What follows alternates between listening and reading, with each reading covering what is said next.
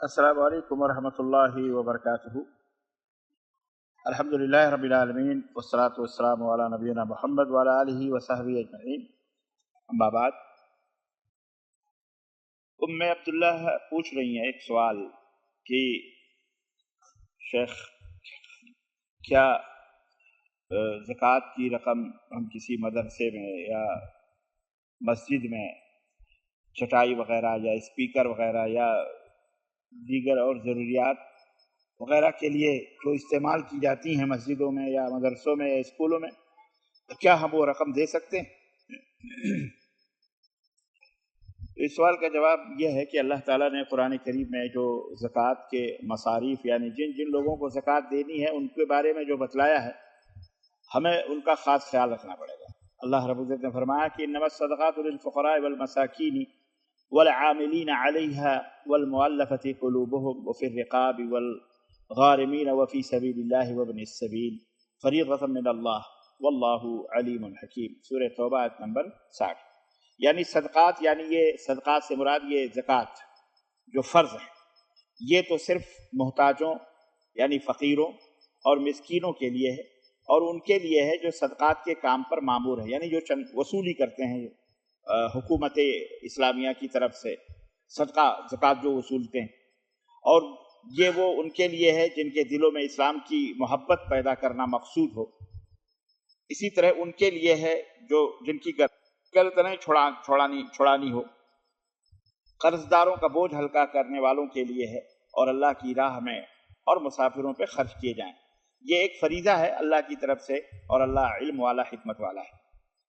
تو سب سے بڑی بات، پہلی بات یہاں میں بتاتا چلوں کہ صدقات سے مراد وہی صرف زکوٰۃ کی رقم، زکوٰۃ کی چیزیں، جیسا کہ بعد کے الفاظ فریضۃ من اللہ سے واضح۔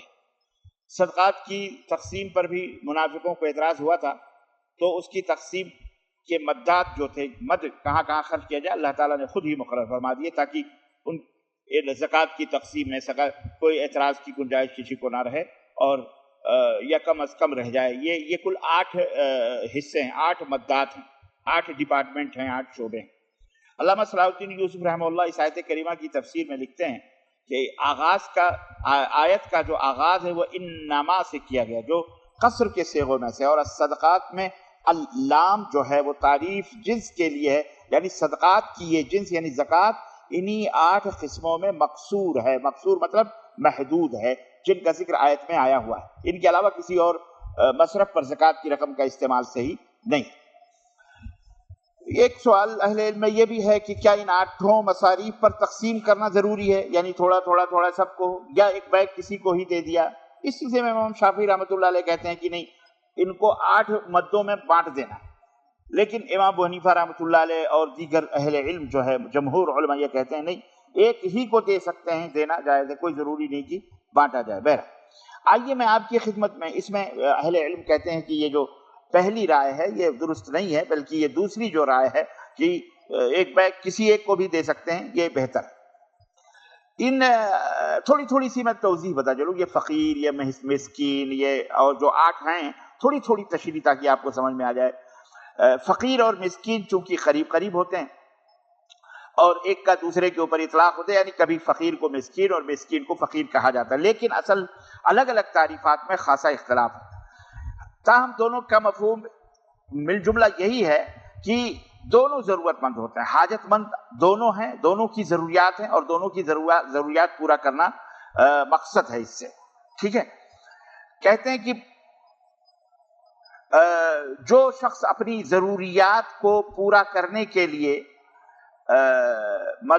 رقم اور وسائل سے محروم ہے، یعنی جو زکوٰۃ کسی بھی پیسے سے اور وسائل سے محروم ہے، اس کی ضرورت پوری نہیں ہوتی بیچارے کی، وہ محروم ہے، تو ایسے آدمی کو فقیر اور مسکین کہا جاتا ہے۔ لیکن مسکین کی تعریف ایک حدیث میں اللہ کے رسول صلی اللہ علیہ وسلم نے فرمائی ہے، اور فرمایا کہ مسکین وہ گھومنے پھرنے والا بندہ نہیں ہے جو ایک یا دو لقمے یا کھجور کے لیے گھر دروازے پر پھرتا ہے، بلکہ مسکین وہ ہے جس کے پاس اتنا مال بھی نہ ہو جو اسے بے نیاز کر دے، نہ وہ ایسی مسکنت اپنے اوپر طاری رکھے کہ لوگ غریب اور مستحق سمجھ کر اس پر صدقہ کریں، اور نہ ہی وہ خود لوگوں کے سامنے دستے سوال دراز کرے، یعنی یہ تینوں چیزیں اس کے اندر نہ ہو تو اس کو مسکین کہتے ہیں. یہ صحیح بخاری اور صحیح مسلم کے اندر یہ ہے. حدیث میں گویا اصل مسکین شخص جو ہے یہ بتایا گیا ہے, اس کو قرار دیا گیا. ورنہ ابن عباس رضی اللہ تعالیٰ عنہ کہتے ہیں کہ مسکین تو وہ ہے جو گدھا گر ہو, دروازے دروازے پھرتا ہو, مانگتا ہو, اور فقیر وہ ہے جو نادار ہے, غریب ہے, لیکن اس کے باوجود بھی وہ کسی سے سوال نہیں کرتا ہے. یہ ابن کثیر کے اندر حضرت عبداللہ ابن عباس کی یہ تعریف موجود ہے.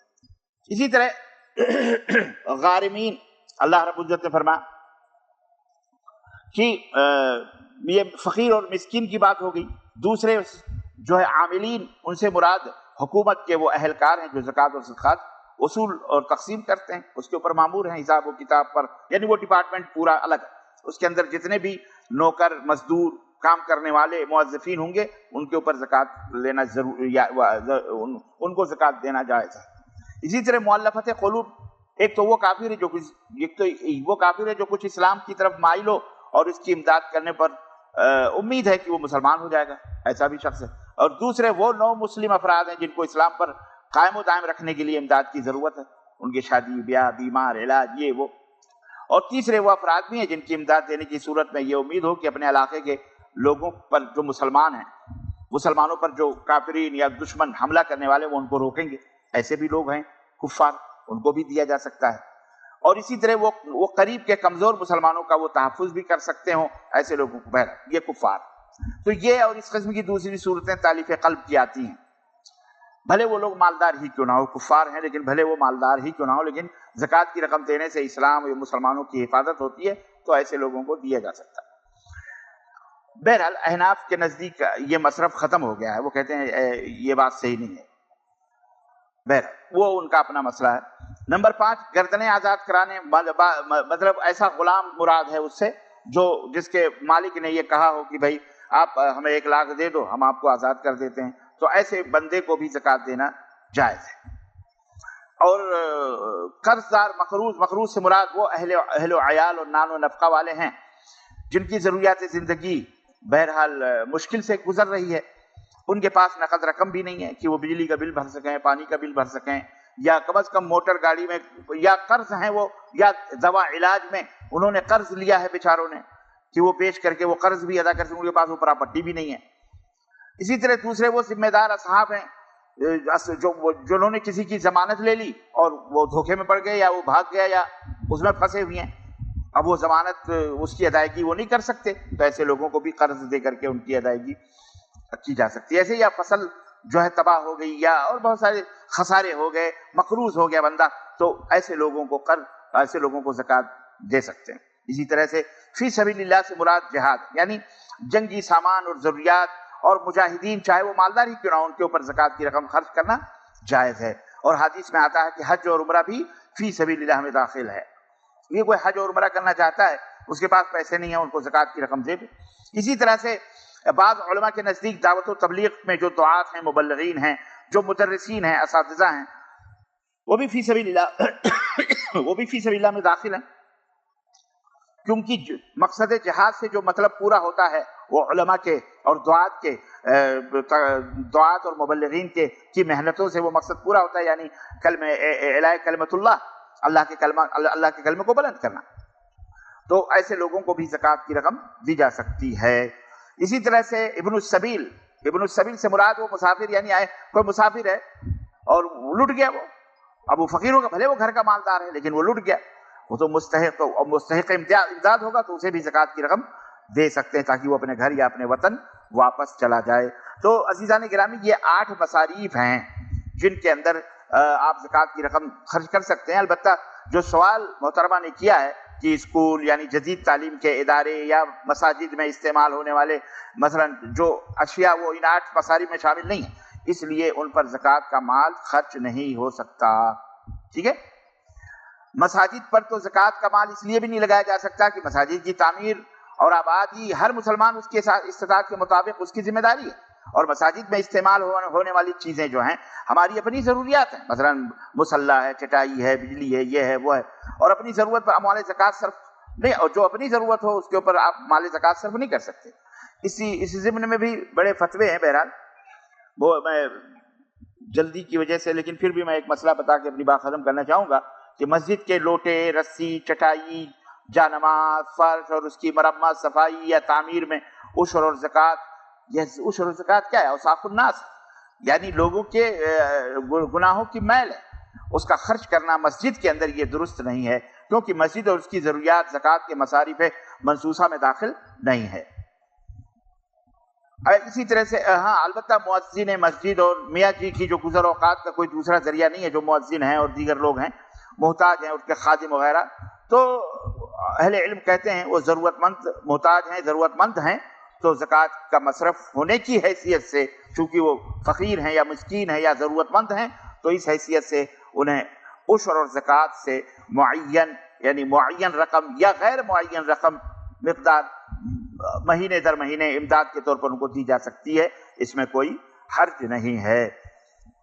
تو یہ چند مسائل تھے۔ اللہ تعالیٰ سے دعا ہے کہ اللہ تعالیٰ ہمیں، ہماری سمجھ میں یہ بات آ گئی ہوگی، اللہ تعالیٰ ہمیں عمل کی توفیق عطا فرمائے کہ زکوٰۃ کی رقم کہاں خرچ ہونی چاہیے اور کہاں خرچ نہیں ہونی چاہیے، کہاں خرچ کی جا سکتی ہے وہ رقم اور کس کو دی جا سکتی ہے۔